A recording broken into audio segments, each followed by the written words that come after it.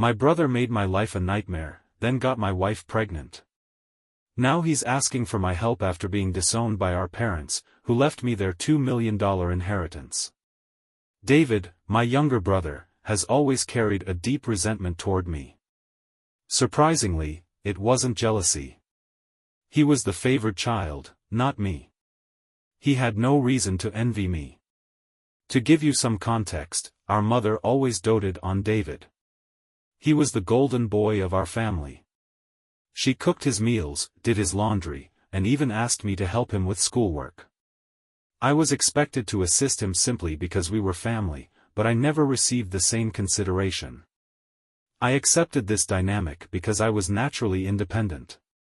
Perhaps it was partly my fault for always meeting his needs without expecting anything in return. However, he never helped me when I needed support and only approached me when he wanted something. While I was a quiet, introverted kid who enjoyed studying and staying in my own world, David was loud and rough, much like our father. I also have a habit of being blunt and straightforward, which I think my mother resented. Her favoritism was apparent, and David became the family's darling. I didn't mind it too much while we were growing up. However, things began to deteriorate and David started bullying and mocking me for being different. He would tease me about my height and the fact that I wore glasses. On top of that, he would invade my privacy, sneaking into my room to read my diary, and then complain to our mom about what I had written. When I yelled at him or complained about these invasions, my parents laughed it off, saying it was no big deal. David also did things that crossed the line, like nearly breaking my glasses, tampering with my food, and even putting stones in my cereal. Luckily, I caught the stones before they could break my teeth. When I told my mother about it, she dismissed it, saying, "That's just how brothers bond." Whenever we fought, David would zero in on my insecurities to hurt me. Since we went to the same school, he knew I was being bullied by a few kids. Instead of supporting me, he sided with them. He called me names like ugly loser or hairy monkey, encouraging them to physically hurt me. In one particularly heated fight over something trivial that I can't even recall, he told me to kill myself. That one stung because, at the time, I was struggling with my mental health. Although I'm in a much better place now, hearing that from my own brother was devastating. Our father was often busy with work, and my mother showed little concern for my well-being. She even scolded me once, saying it was my fault for irritating him. Things progressively worsened in high school. There was one incident that I will never forget. David tried to set my hair on fire. When I told my mom, she defended him, saying, "He was just playing. Who does that?" Thankfully, my dad finally stepped in and took my side. He pointed out the seriousness of the situation and even threatened to call the police on David. This was a turning point for David, as he had never faced consequences for his actions before. He was genuinely stunned. My dad made it clear that enough was enough and that David needed to start respecting me. Later, Dad came into my room to talk. I was surprised because he often sided with David, remarking on how similar they were, which was true. However, this time, Dad admitted he had waited years for David to grow up, only to realize he was becoming a bully. Hearing this from my father was both validating and emotional. I nearly broke down as I confessed everything David had done to me over the years, including the bullying I faced at school. My dad was shocked to learn how much I had endured.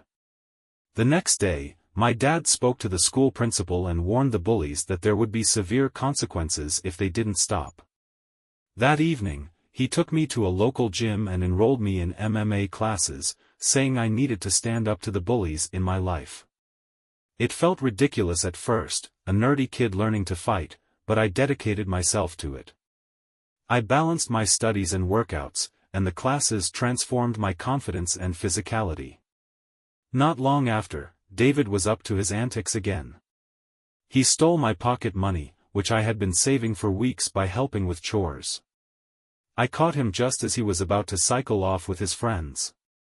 When I confronted him, he mocked me, saying, "What are you going to do? Run to Daddy?"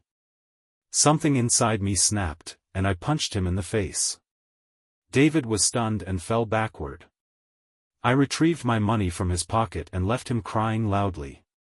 It was almost comical watching him cry. Of course, my mother rushed to his side. When she learned I had fought him, she reprimanded me, saying I should set a better example for David. My dad intervened again, asking us both to explain ourselves. When I told him David had stolen my hard-earned money, my dad scolded him, warning that he was lucky I didn't call the police.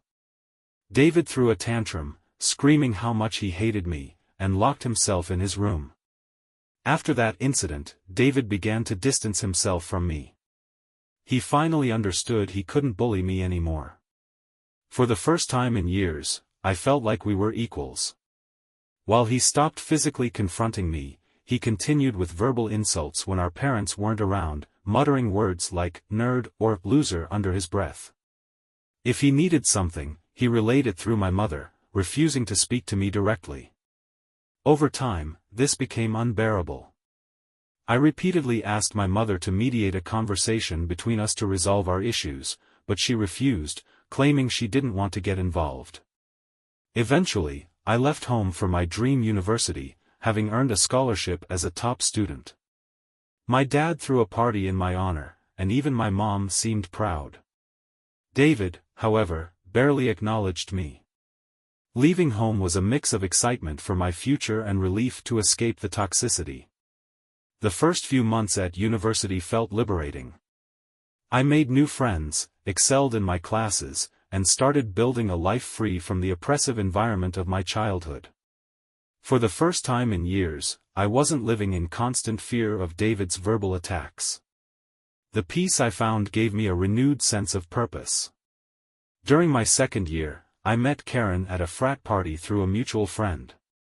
We hit it off instantly. Coming from a religious background, I knew that having children outside of marriage was frowned upon, so when Karen and I found out she was pregnant during our final year, we decided to get married shortly after graduation. Our wedding was small but joyful. Our parents were happy for us, and I felt I was starting a new chapter in life with someone I truly loved. Karen seemed perfect. I had always dreamed of having a monogamous, loving relationship, and Karen was the woman I envisioned spending my life with.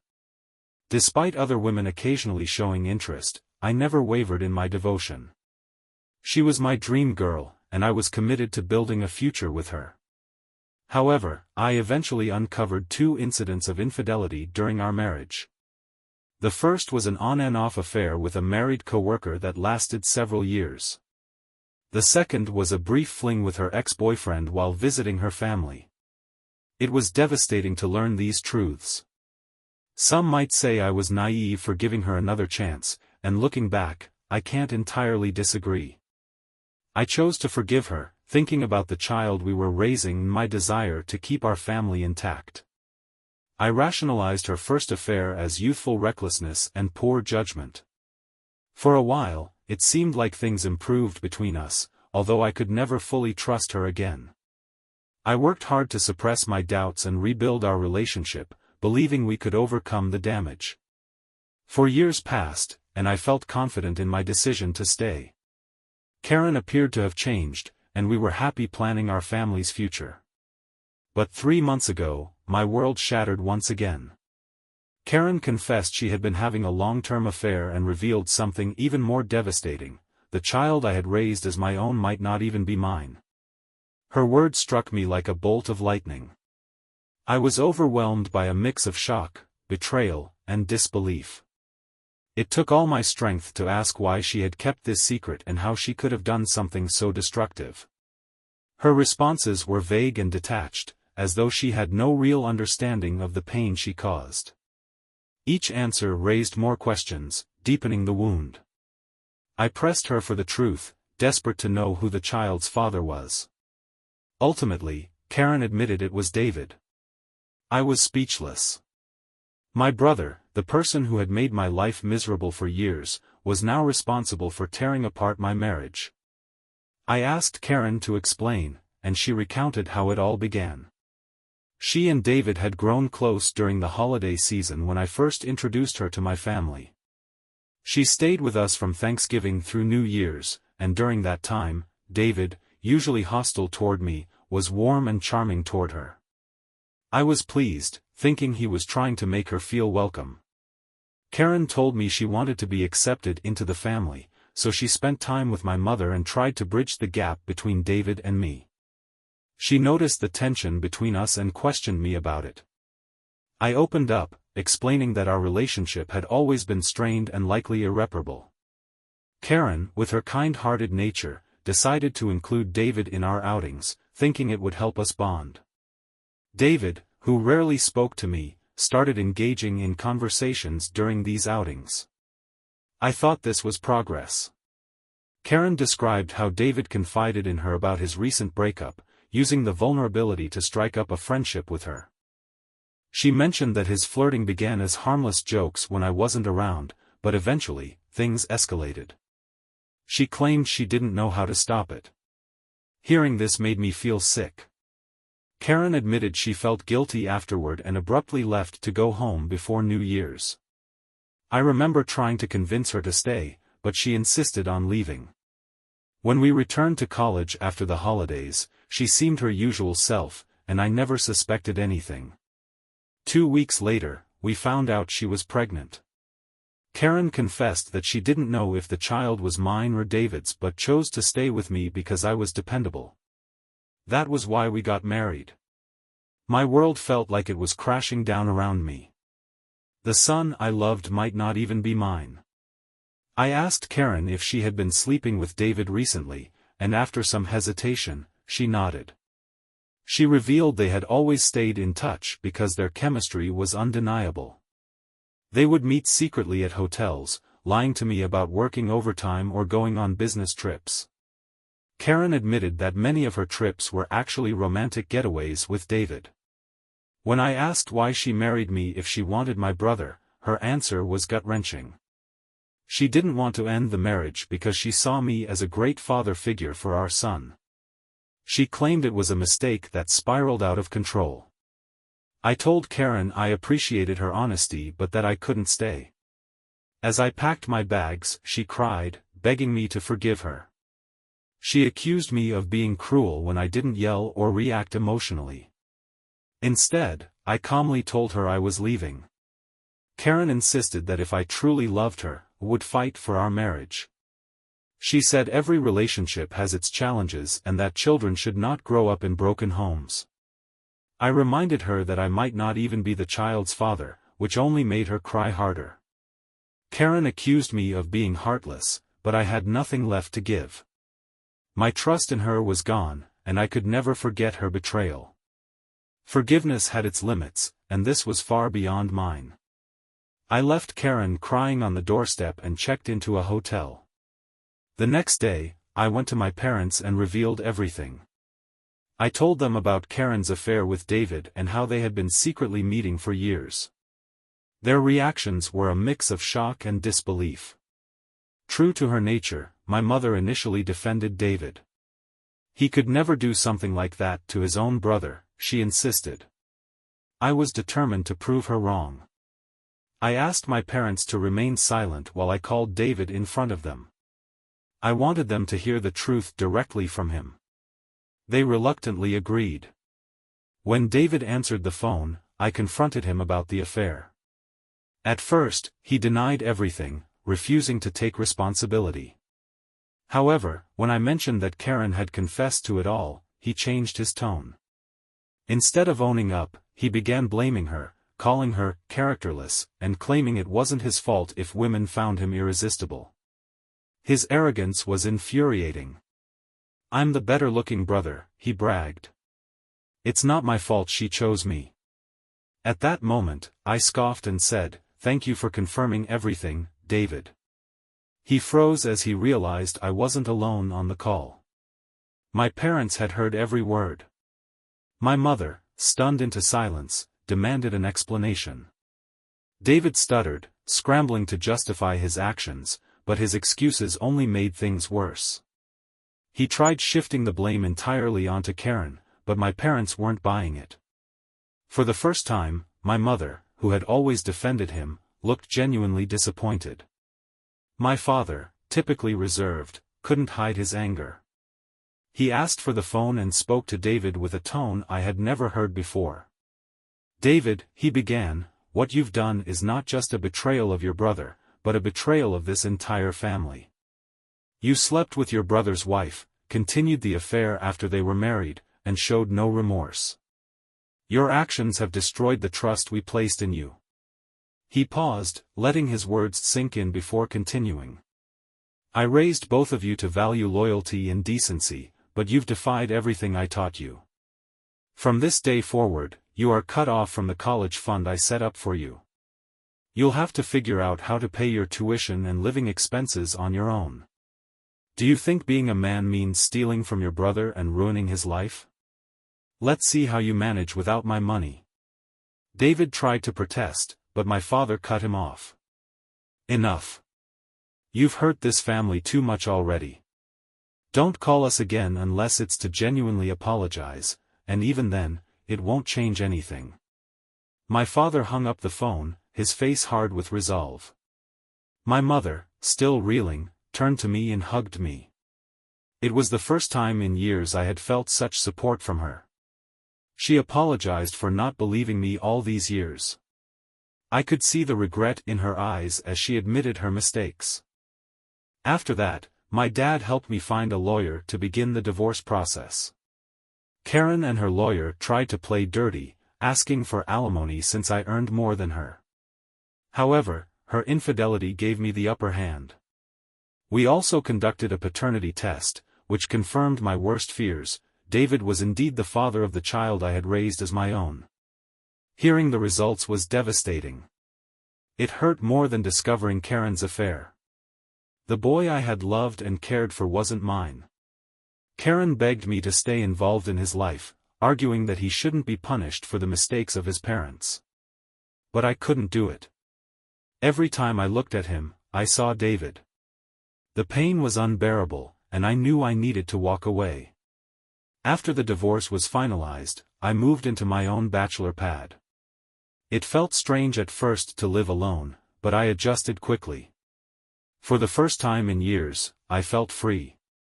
My naturally independent nature made it easy to embrace my new life, and I even found enjoyment in the solitude. 2 weeks ago, my dad called to tell me he was revising his will. He no longer wanted to leave anything to David. My father's assets, including his retirement fund, life insurance, and the family home, totaled nearly $2 million. He planned to leave it all to me, with one condition: if my dad passed away before my mother, she would continue to live in the house, even though ownership would transfer to me. I didn't mind this arrangement. I wanted to take care of my mother in her later years. David somehow found out about this and called me, desperate to make amends. He explained how he was struggling to pay for college and how Karen was pressuring him for child support now that the paternity test had confirmed he was the father. He said he couldn't find a part-time job and begged me to speak to our parents on his behalf. I laughed bitterly and told him I was done. "You should have thought about the consequences before sleeping with my wife and getting her pregnant," I said. He argued that I was being unfair and claimed Karen was equally to blame. I agreed with him, but reminded him that I had already divorced her and moved on. "She's your responsibility now," I told him. "Don't call me to complain about her or the child. These are the consequences of your actions." David tried raising his voice, but I cut him off. "You're no longer the golden child in this family. You're the black sheep. You slept with your brother's wife. That's all anyone will remember about you." He started crying, telling me how everyone, including our grandparents and extended relatives, had turned their backs on him. While his tears moved me slightly, I reminded myself of the pain he had caused. I told him we were done and that he should never call me again. Since that final conversation with David, I've replayed his words in my mind. Despite the years of torment he caused me, hearing him cry stirred something in me. I had never seen him so vulnerable, and for a brief moment, I felt a twinge of pity.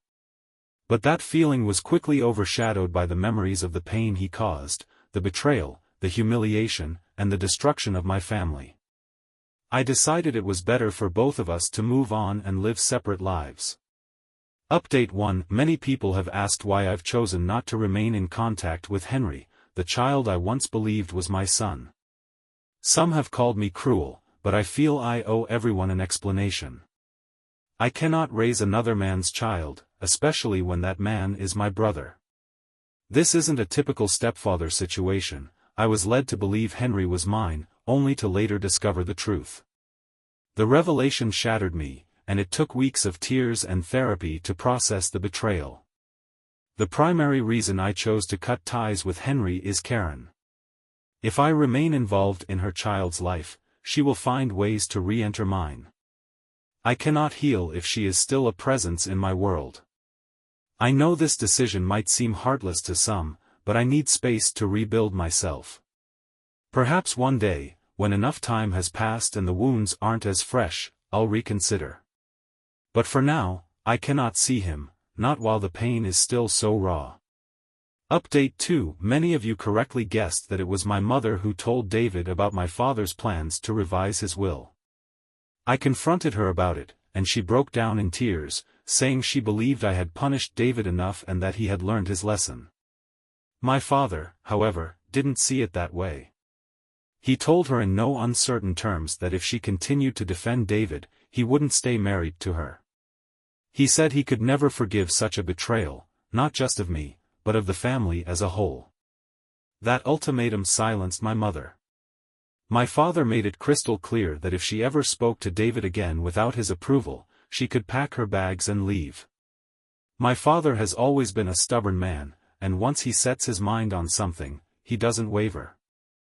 I hope my mother will respect his wishes moving forward and realize the damage David has caused.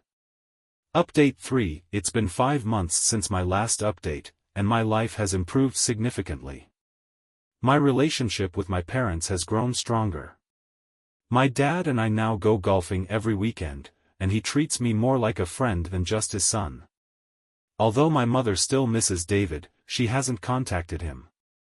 I think she's finally accepted that her unwavering defense of him was part of the problem. As for David, I've heard bits and pieces about his life from extended family.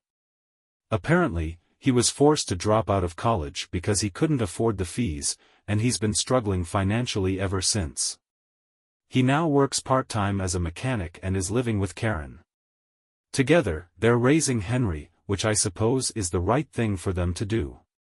I've chosen not to ask my parents about David, and they don't bring him up either. In terms of my personal life, I'm doing well. 2 months ago, I was promoted at work, which came with a significant salary increase. I'm enjoying my independence and focusing on my own happiness. I haven't started dating anyone yet. I still feel like I need more time to heal. Therapy has been a huge help, and I'm slowly rebuilding my confidence and sense of self-worth. For everyone who has followed my story, thank you for your kind words and support. It's been a difficult journey, but I'm finally starting to feel like myself again. If you haven't already, please subscribe and hit the notification bell for more updates and real-life stories.